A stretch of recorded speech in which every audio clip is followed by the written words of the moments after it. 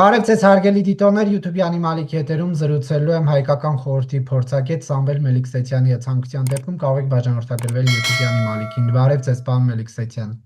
Բարև ձեզ։ Պարոն Մելիքսեթյան, չնայած Նիկոլ Փաշինյանի հայտարարություններին ԵԱՏՄ վերջին նիստից հետո արված, որ հանրաքվեի անհրաժեշտություն չեն տեսնում, Ռուսաստանի փոխարտգործնախարար Միխայիլ Գալուզինը հայտարարել է, որ Երևանից որոշում են ակնկալում Եվրասիական միության միջև ղեկավարների հավաք, որը դեկտեմբերին է տեղի ունենալու։ Ռուս պաշտոնյան նշել է, ակնհայտ է, որ եթե մինչև այդ չլսվի հանրաքվե անցկացնելու կոչը, առաջնորդները համապատասխան հետագա համատեղ քայլերը որոշելիս հաշվի կառնեն այդ փաստը։ Ինչու նախ Մոսկվան չի հաշվի նստում Երևանի պաշտոնական այն դիրքորոշման հետ, որ անհրաժեշտություն չկա հանրաքվեի։ Ես կարծում եմ Մոսկվան նախ խնդիր հանրաքվեում չէ, այսինքն կուտակված բազմաթիվ այլ խնդիրներ կան հայ-ռուսական հարաբերություններում ու Մոսկվան ուղղակի այս գործիքը օգտագործում է ավելի շատ նաև բոլոր այդ հարցերում ինչ որ զիջումներ կորզելու համար հայկական կողմից, եթե այդ հարցերին անդրադառնանք, դրանցից մեկը դուք գիտեք նաև թեմաներից մեկը, որ շոշափվում է դա հապկից Հայաստանի անդամակցության ձայնից զրկելն է կամ հետո ինչ որ անդամակցության հետ կապված գուցե նույնիսկ Հայաստանի դուրս բերելը, հա, հապկից տնտեսական ճնշումներն են, արգելափակումներն են, որոնց մասին Ռուսաստանի իշխանությունները հայտարարեցին ապրիլի 1-ին Փաշինյան-Պուտին այդ հայտնի հանդիպման ընթացքում, այսինքն նշեցին. Դուք հիշում եք Վլադիմիր Պուտինը նշում էր, որ հայկական գյուղատնտեսական ապրանքները գնում են հիմնականում Ռուսաստան, ալկոհոլը նշեց, գազի գինը նշեց, եւ մենք ընտրությունների նախօրյակին մայիսի վերջից տեսանք գյուղատնտեսական ապրանքների մուտքի սահմանափակում, այդ գործընթացը շարունակվեց ընտրություններից հետո, թեև ակնկալվում էր, որ ընտրություններից հետո Ռուսաստանը կթուլացնի այս ճնշումները եւ նպատակը հենց ընտրություններն են։ Փաստորեն նպատակը ընտրությունները չեն եւ մենք շատ ավելի երկարաժամկետ, ես կասեի, ճգնաժամ ենք ունենալու հայ-ռուսական հարաբերություններում, որովհետեւ այն, ինչ Ռուսաստանը փորձում է փոխել, իմ կարծիքով անհնարին է փոխել, ու սա ոչ միայն Հայաստանի մասին է, սա ընդհանրապես հետխորհրդային տարածաշրջանի մասին է, եւ ինքը փորձելու է իր բոլոր արկա լծակները օգտագործել, հա, այդ ճնշման համար, դրանցից մեկը նաեւ գազի գինն է, այսինքն ես ակնկալում եմ, որ մենք պետք է արդեն ուշ աշնանը պատրաստ լինենք, որ ռուսական կողմը կհայտարարի ինչ-որ թանկացումների մասին կամ կփորձի այս թեման օգտագործել։ Մի խոսքով, սա երկարաժամկետ իմ պատկերացման process է, ոչ Հայաստանն է պատրաստ դառնալ այն Հայաստանը, որին ցանկանում է Ռուսաստանը ունենալ, ոչ Ռուսաստանն է պատրաստ այս գործիքակազմից հրաժարվել, քանի որ նաև Հայաստանը, այսպես ասած, իրենց համար դարձել է օրինակ, հա, պետություն, որին պատժելով կամ որին ցույց տալով, որ պետք է Ռուսաստանի շահերի հետ հաշվի նստել, իրենք փորձում են նաև պահպանել իրենց վերահսկողությունը կամ ազդեցությունը հետխորհրդային ամբողջ տարածաշրջանում, հա։ Սա ոչ միայն Հայաստանի մասին է, սա ընդհանուր ռուսական ազդեցության մասին է այդ գոտում։ Պարոն Մելիքսեթյան, Գալուզինը այս խոսքերը, որ ասում է, եթե հանրաքվեի հետ կապված ոչինչ չլսենք, ԵԱՏՄ պետությունների առաջնորդները համապատասխան հետագա համատեղ քայլերը որոշելիս հաշվի կառնեն այդ փաստը, դա ինչ է նշանակում։ Հայաստանին չեն կարող ԵԱՏՄ-ից հեռացնել, որովհետև Հայաստանը ինքը կարող է վետո կիրառել, իսկ ինչպես գիտենք, գոնե թղթերի վրա գրված է, որ կոնսենսուսով են որոշումները կայացվում ԵԱՏՄ-ում, ինչ կարող են անել հետագա որոշումները, որոնք են այս դեպքում լինելու։ Ես վստահ չեմ, որ ԵԱՏՄ բոլոր երկրների առաջնորդները առաջինը կկիսեն այն նույն մոտեցումը, որը Ռուսաստանն ունի, առաջին հերթին Ղազախստանի մասին է խոսքը, եւ հետեւաբար այդ հարցում ես մի մինուս եմ ակնկալում ռուսական, այսպես ասած, այս հայտարարությունների համատեքստում, եւ նաեւ չեմ կարծում, որ ասենք Բելարուսի կամ Ղրղըզստանի ինչ որ պատժամիջոցներ, եթե իրենք էլ միանան այդ քաղաքականությանը Հայաստանի վրա էականորեն կազդի, որովհետեւ տոկոսային առումով իրենք նույնիսկ մի քանի տոկոս են ընդամենը կազմում այն ամբողջ առևտրաշրջանառության, որ ունի Հայաստանը ԵԱՏՄ-ի հետ, չնչին տոկոս, այսինքն 90 եւ ավել տոկոսը դա հենց Ռուսաստանն է։ Եվ հետեւաբար հիմնական փոթորիկը հենց Ռուսաստանից է լինելու։ Ես կարծում եմ, որ այդ հանդիպումը անարդյունավետ է լինելու են ինչ-որ խիստ քննադատություններ ռուսական կողմից, գուցե բելարուսական կողմից, լինելու է մեղմացնելու ինչ-որ փորձեր Ղազախստանի կողմից, ինչպես դուք նշեցիք, որևէ գործնական քայլեր Հայաստանին վռնդելու ԵԱՏՄ-ից չկան, հետևաբար ես կարծում եմ ավելի, այսպես ասած, ակտիվ է լինելու երկկողմ ձևաչափով պատժամիջոցների քաղաքականությունը եւ ինչպես նաեւ նշեցի, գազի գնի հետ կապված ինչ որ զարգացումներ։ Ես վստահ չեմ, որ Ռուսաստանը կբարձրացրի այդ գինը, բայց որ ինքը փորձելու է այս թեման օգտագործելու եւ նաեւ մենք այդ սակագնային, հա, գնային չափանիշները հաստատելու փուլին ենք մոտենում տարվա վերջին։ Ես կարծում եմ մենք դրա հետ առնչվելու ենք։ Հայաստանը կփորձի դիմակայել, թե ոչ, եւ ինչպես օրինակ հավանականություն կա, որ հետ քայլ կանի այս ուղուց։ Դե արդեն իսկ հայկական կողմի հայտարարությունները հուշում են, որ ոչ, այսինքն Հայաստանը հանրաքվե չի անցկացնելու։ Ամ, Եթե հետ քայլը մենք պատկերացնում ենք, որ Հայաստանը ավելի կհարմարվի այն, այսպես ասած, ռուսական պահանջների հետ, ռուսական պահանջները այս դեպքում երկաթուղիների հարցում իրավիճակի ստատուս քվոյի պահպանումն է, այսինքն հարավկովկասյան երկաթուղիների կոնցեսիայի պահպանումը, եւ մենք տեսնում ենք, որ Հայաստանի իշխանությունները դրան դեմ են։ Ինքը ընդհանուր Եվրոմիության եւ Արևմուտքի հետ հարաբերությունները սառեցնելու կամ չզարգացնելու նաեւ մասին է։ Իսկ հիմա այդ հարաբերությունները թափ են հավաքել եւ այստեղ մի ուրիշ կարևոր խնդիր էլ կա։ Դուք երևի կհիշեք 2013 թվականի այդ հայտնի պատմությունը սեպտեմբերյան, երբ որ Սերժ Սարգսյանը Մոսկվայից Մոսկվա այցից հետո կտրուկ փոխեց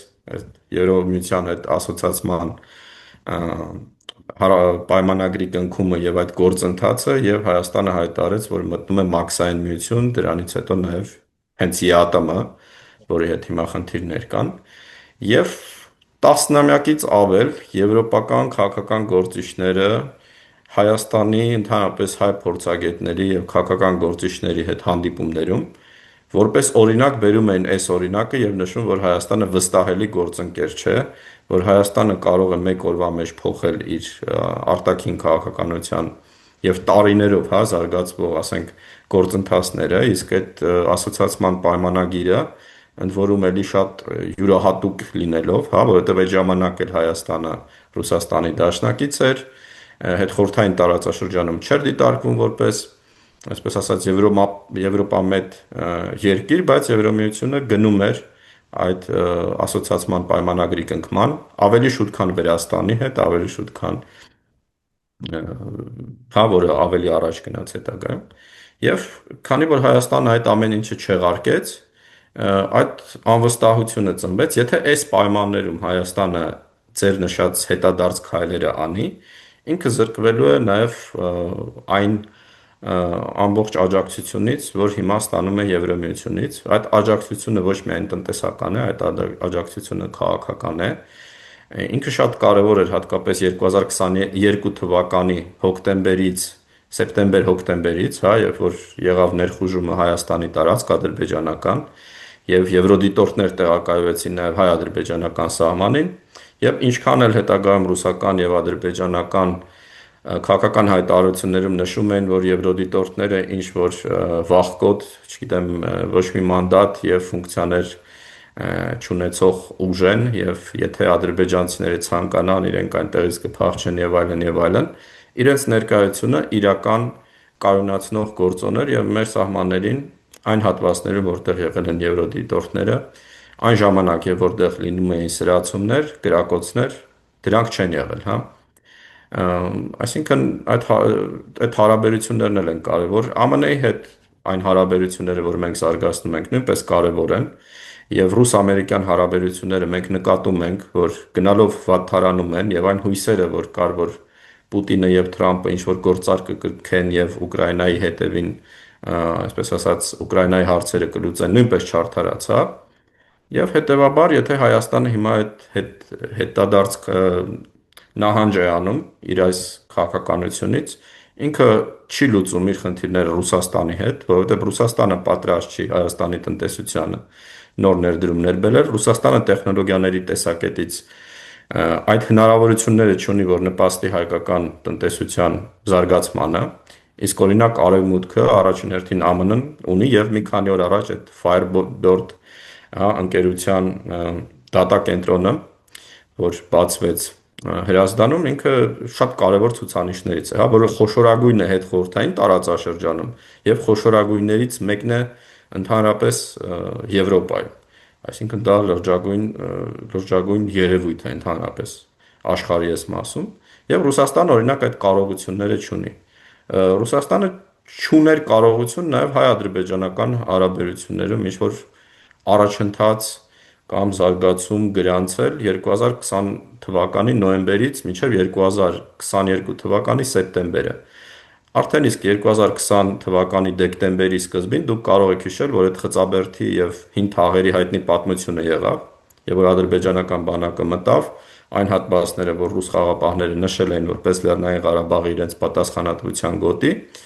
ոչինչ չեղավ եւ շատերը մտածեցին, որ սա փոքր էպիզոդ է, հետո եղավ Փարուխը, հետո եղավ ներխուժումը Վարդենիս եւ այլն, այսինքն այս պատմությունները շատ լավ հայտնի են։ Եվ չեղավ ռուս միջնորդությամբ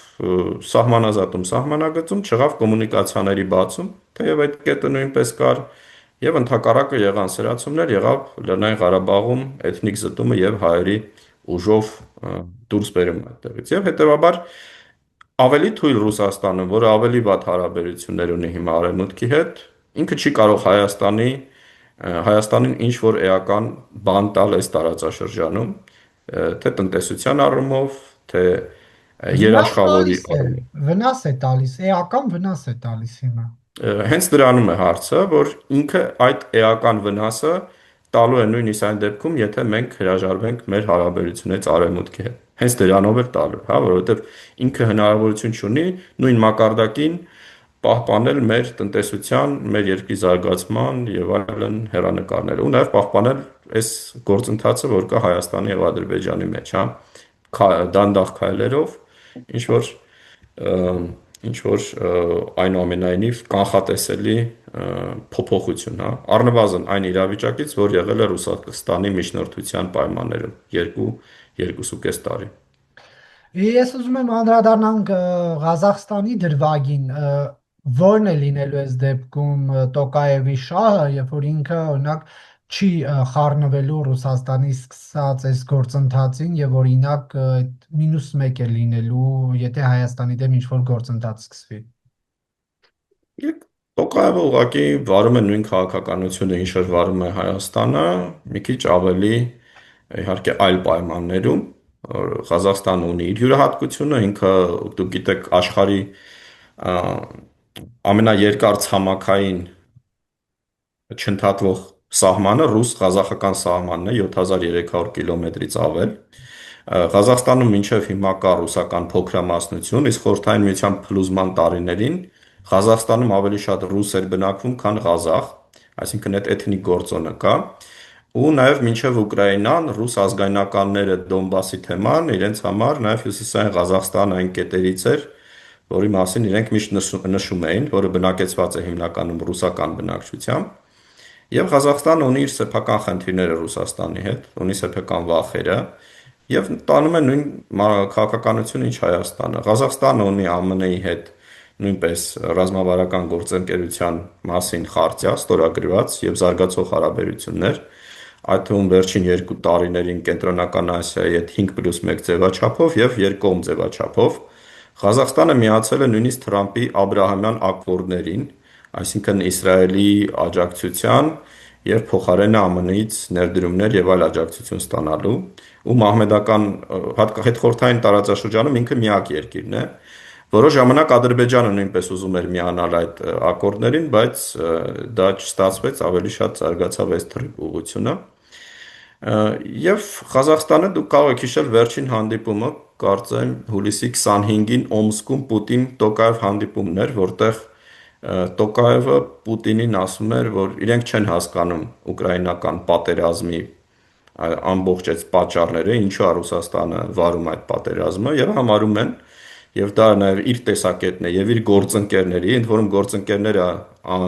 Միացյալ Նահանգները եւ եվրոպական քաղաքական գործիչներն էին, որ իրենք արդեն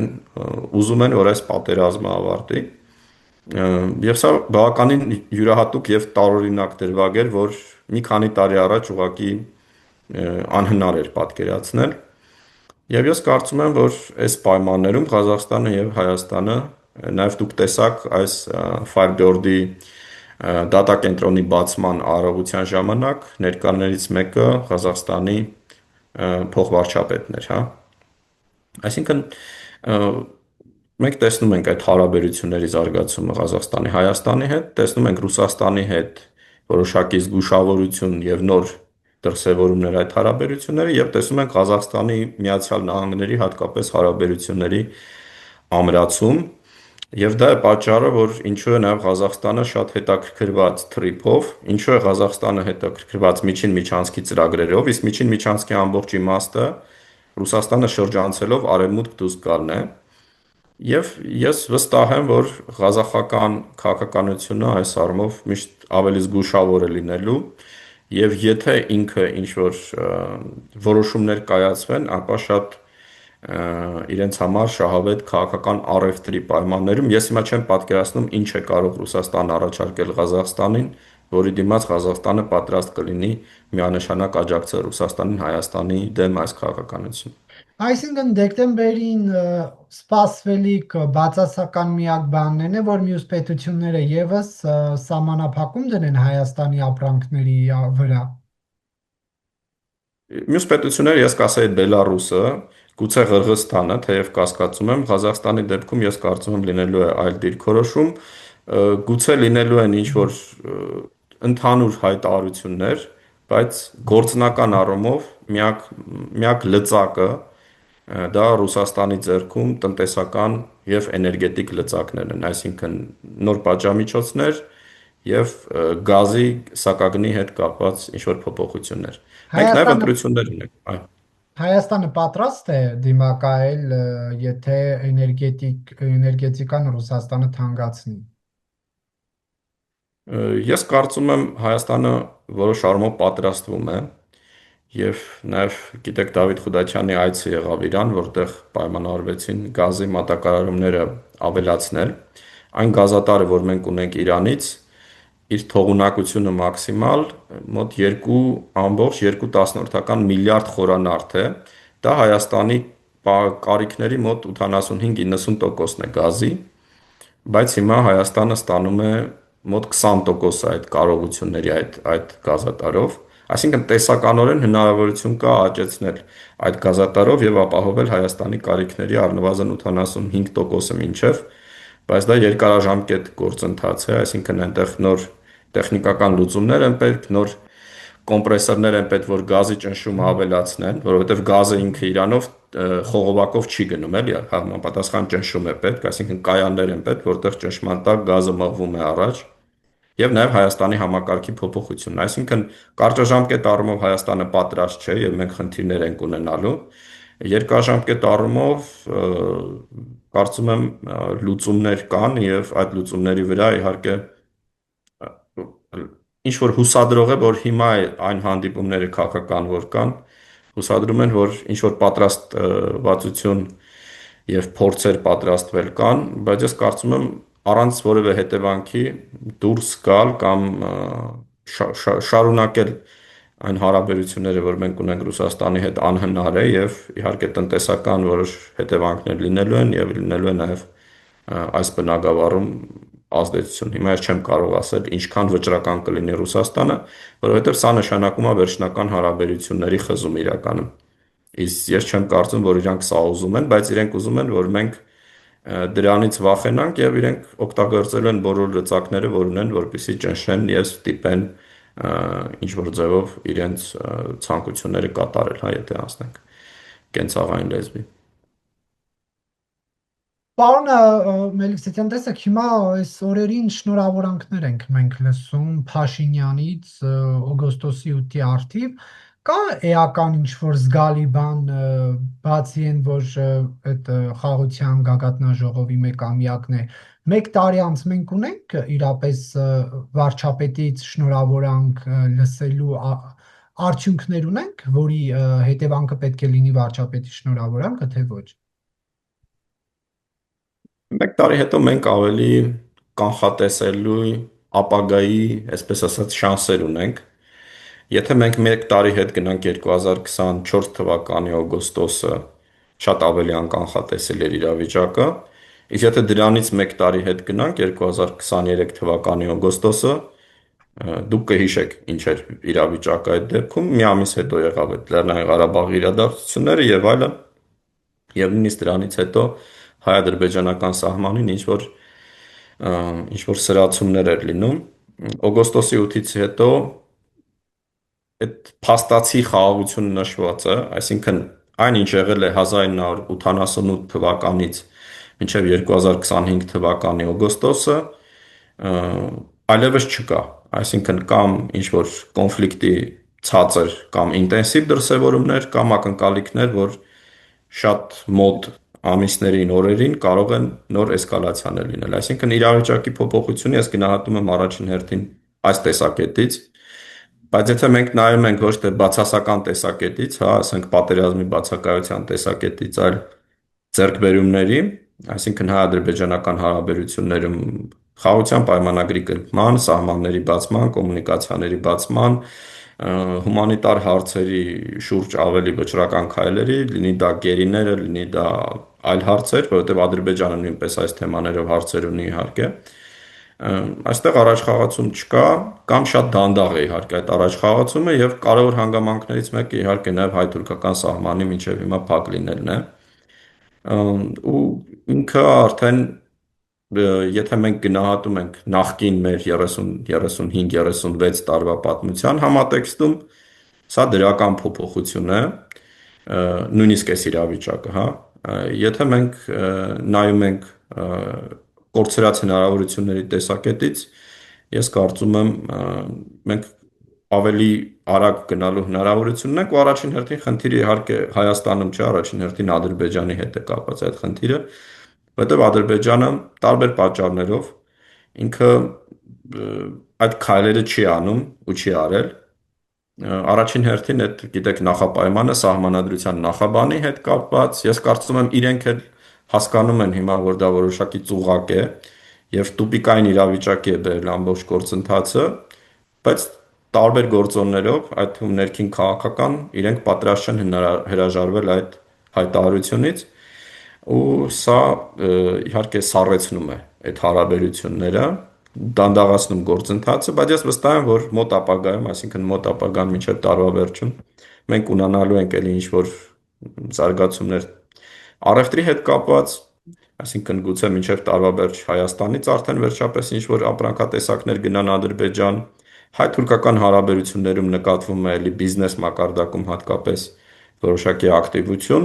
այն որ արդեն Հայաստանից եւ Թուրքիայից ուղիղ առևտրի, նույնիսկ Վրաստանի տարածքով, բայց ուղիղ առևտրի իրավական հնարավորություն կա, այսինքն եւ որ ապրանքը գրանցվում է ոչ թե դեպի Թուրքիա Վրաստան գնացող, հետո Վրաստանում վերաձևակերպվում է որպես Հայաստան, կամ հակառակը ինքը կարևոր է նույնպես Թուրքիայի տարածքով նաև երկաթուղային կապի հնարավորությունը կարևոր է եւ այլն, բայց խոշոր առումով իհարկե ես կարծում եմ, որ որոշակի դանդաղեցում կա եւ շատ ավելի արագ կարող է այս գործընթացը գնալ։ Իհարկե նաև մոտ ապագայում, եւ որ թրիպի շուրջ իրավական, այդպես ասած, փաստաթղթային փուլը ավարտվի եւ սկսվի շինարարությունը, իսկ ես կարծում եմ, որ իհարկե մինչև տարվա վերջին, ինչպես որ վարչապետն էր ասում, հազիվ թե այդ շինարարությունը սկսի, բայց մյուս տարվա սկզբից մեծ հավանականությամբ կարելի ակնկալել, որ մենք կունենանք արդեն նաև երկաթուղու շինարարության գործընթացի մեկնարկ, գուցե այլ կոմունիկացիաների, սա նույնպես կարող է արագացնել այդ գործընթացը։ Այսինքն մոտ մի 2-3 ամիսներում նաև པարզ կլինի մենք այս դանդաղ եւ կիսասառեցած վիճակը շարունակվելու ավելի երկար, թե որոշակի փոփոխություններ այնուամենայնիվ կլինեն։ Այն երկաթուղու, որը շարունակելու է մնալ ռուսական կառավարման ներքո։ Չէ, Մեղրի հատվածը ռուսական կոնցեսիայի հետ կապ Հա, չունի։ ինձ թվաց նկատի ունեք Թուրքիայի հետ եւ Ադրբեջանի հետ կապող այս մյուս կողմից Իջևանի հատվածը եւ Դե Թուրքիայի։ Իջևանի թեման շատ բարդ է, դի տարիների խնդիր է այդ երկաթուղու վերականգնումը եւ իհարկե խնդիրներից մեկը ռուսական կոնցեսիան է ու ըստ քաղաքական մեր հայտարարությունների հայաստանյան իշխանությունները պատրաստ են այդ հարցը լուծել առանց ռուսական կողմի, այսպես ասած, կողմ կլինի կամ դեմ կլինի դրան, նույնիսկ հայտարարվել էր, որ հայկական կողմը կվերականգնի իր հատվածը։ Թուրքական կողմը արդեն իսկ սկսել է աշխատանքները 11 կիլոմետր հատվածի վերականգնման, հա, Աքյակայից մինչև Հայաստանի սահման, մինչև Ախուրիկի անցակետը եւ նույնպես շատ կարեւոր է, որ այս հայտարարությունները, որ մենք լսել ենք առաջին անգամ հավանաբար 2025 թվականի վերջից 2026 թվականի սկզբից, 2026 թվականի վերջին իրականություն դառնան եւ մենք սկսենք շինարարությունը նաեւ մեր հատվածում, հա,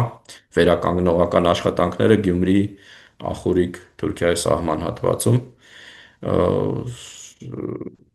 մի խոսքով, այո, այս խնդիրները կան ու ես կարծում եմ մոտակա ամիսները բավականին կարևոր են լինելու հասկանալու մենք գործ ունենք քաղաքական հայտարարությունների հերթական մանիպուլյացիաների, թե իսկապես անցնում ենք պրակտիկ եւ վճռական փուլի։ Դուք ազգային ժողովի նիստերը նայում եք։ Չէ, չեմ նայում անկեղծ ասած։ Ես մի նորություն հայտնեմ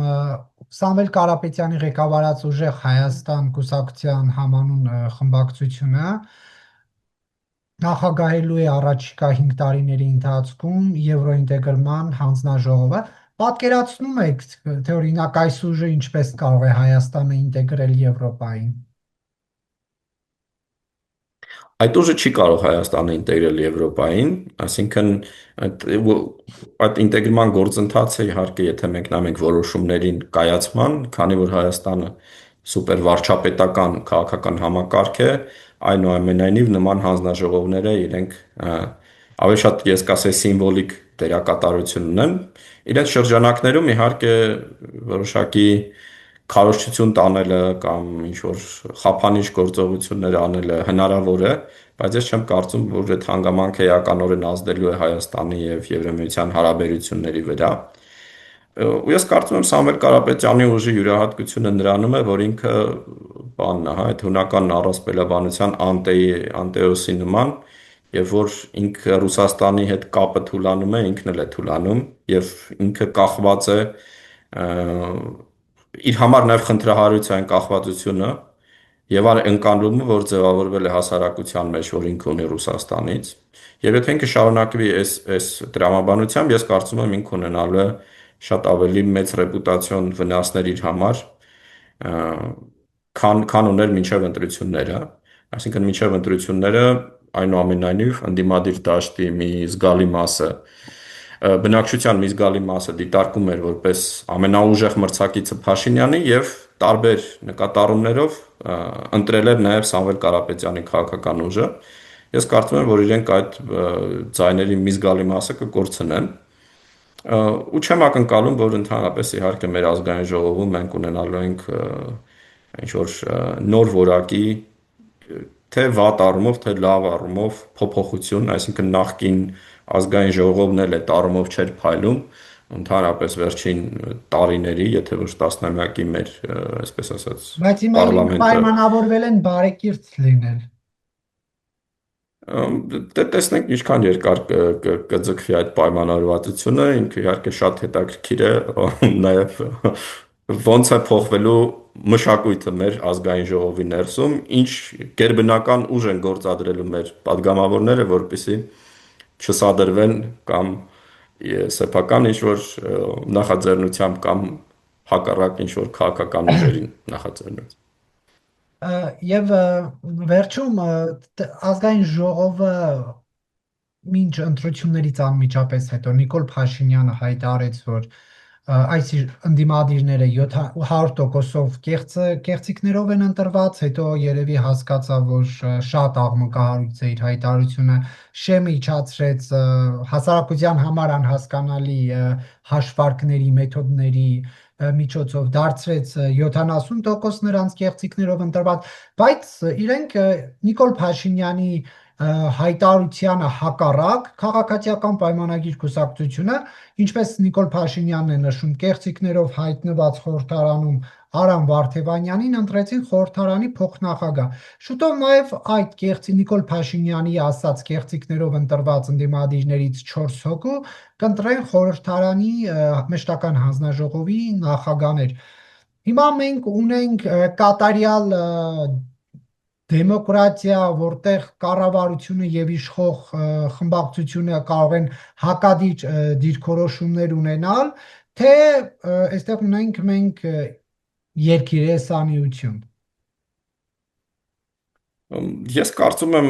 այդտեղ մենք ամեն ինչ էլ ունենք, իրականում այդ առումով մենք շատ հարուստ ենք։ Գիտեք, եթե պատմական բանով ես նայում ես իրադարձություններին, ոչ թե Նիկոլ Փաշինյանի կամ իր ընդդիմախոսների հայտարարություններով, չի կարող մի երկիր, որտեղ լիքը, պես ասած, արատավոր երևույթներ են եղել եւ իրենք ամրագրված են ոչ միայն ինչ որ առանձին սենյակներում, առանձին մարդկանց շրջանակներում, եւ որ մարդիկ падգամավոր են դառնում միայն դրանից հետո են փչանում կոպիտ ասած, դա մեր ընդհանուր, ես կասեի, հասարակության նաեւ արժեհամակարգի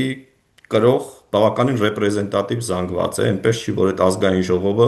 օթից նստել է այս հասարակության վրա եւ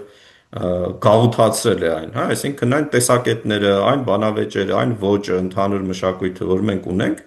ինքը բավականին ռեպրեզենտատիվ է, ինքը ներկայացնում է Հայաստանը որոշ առումով։ Իհարկե ես համարում եմ սխալ է, որ բարդ ինստիտուտները եւ առավել եւս ազգային ժողովը իրենք ոչ թե իրենք են այդ մշակույթը փոխում եւ առաջ տանում, հա, այդ փոփոխությունները հասարակության, այլ նույնիսկ օգտագործում են այդ յուրահատկությունները իրենց քաղաքական բալեր հավաքելու համար եւ դա անում է եւ ընդդիմությունը եւ իշխանությունները։ Բայց ես կարծում եմ, այս փուլը անխուսափելի է, ես չեմ դրամատիզացնում, եւ իշխանությունները եւ ընդդիմությունը, եթե դուք նկատել եք, իրենք շատ դրամատիկ լեզվով են խոսում, հա, այսինքն ամեն ինչ շատ էմոցիոնալ, ամեն ինչ կամ սև սպիտակի մեջ եւ այլն։ Ես կարծում եմ, որ եթե ցանկություն լինի ու հնարավորություն կա այս գործընթացներով, նաև ձեր նշած խնդրահարույց, եւ որ այդ ընդդիմության ներկայացուցիչները դառնում են որոշ հանձնաժողովների ղեկավարներ եւ պատասխանատվության եւ այլ միջավայրից, շփումներից ելնելով իրենք ստիպված են իրենց աշխատանքը տանել եւ տանել լավ։ Եվ ես կարծում եմ, որ մենք այդ հնարավորությունը ունենք։ Ես իհարկե կարծում եմ շատ խնդրահարույց մի խնդիր կա, որ մեր ընդդիմությունը, ինչպես նշեցի, ինքը պետքա նաև հստակ անդրադառնա ոչ միայն իշխանությունների թերություններին, այն ասենք ինչպես են իրենք ընկալում նույն առաջին մեր թեմաներին անցնելով, եթե Ռուսաստանը ուժեղացնում է պատժամիջոցները Հայաստանի դեմ, եւ դա էականորեն ազդելու է Հայաստանի բնակչության մեծամասնության վրա։ Իրենք դա ողջունում են, թե իրենք պատրաստ են Հայաստանի Հանրապետության քաղաքացի լինելով եւ Հայաստանի բնակչության շահերը պաշտպանելով քննադատել մի երկիր, օտար երկիրը, որը իրենց երկրի դեմ եւ իրենց երկրի բնակչության շահերի դեմ այդպիսի քայլեր է ձեռնարկում։ Երբ որ մեր ընդդիմությունը այս շղթայից դուրս կգա, ինչքան էլ խնդրահարույց ինքը լինի, ինձ համար ինքը կդառնա ընկալելի քաղաքական ուժ, որովհետեւ չկա մի հասարակություն, որտեղ 60, 70, 80, 90%-ը մի կարծիք ունի կամ պարտադիր է կիսել իշխող քաղաքական ուժի տեսակետները, հա։ Դա անոմալիա կլիներ ու այն ձգտումը, որ ինչ որ մեկը ներկայացնում է բացարձակ ճշմարտություն, իսկ բոլոր ընդդիմադիր ուժերը կամ հակառակը իշխանությունները թուրք են, չգիտեմ, կամ հակառակն են, այսինքն սա սխալ է եւ սա էլի այդ մեծանալու, ես սա անցալում եմ հասունանալու փուլերից մեկը, հա, այսինքն մենք դեռ բավականին դեռահաս ենք քաղաքական առումով, մենք ունենք իսկապես ժողովրդական համակարգի տարրեր, մենք ունենք ընտրություններ, որտեղ իշխանությունների օգտին ազդել է վարչական ռեսուրսը, ընդդիմության օգտին ընտրակաշառքների նոր տեսակը, թաղային կապերը, ազդեցությունը, Բայց այս համակարգը եւ այս միջավայրը շատ ավելի լավն է, քան եղել է Հայաստանը 90-ականներին, եւ 10 տարի առաջ է որ դուք կարող եք հիշել կամ մի քիչ ավել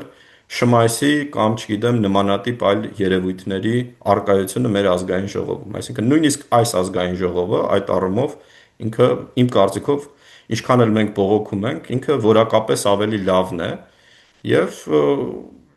շանսեր կան սա զարգացնելու, հա։ Շնորհակալություն հարցազրույցի համար։ Ձեզ նույնպես։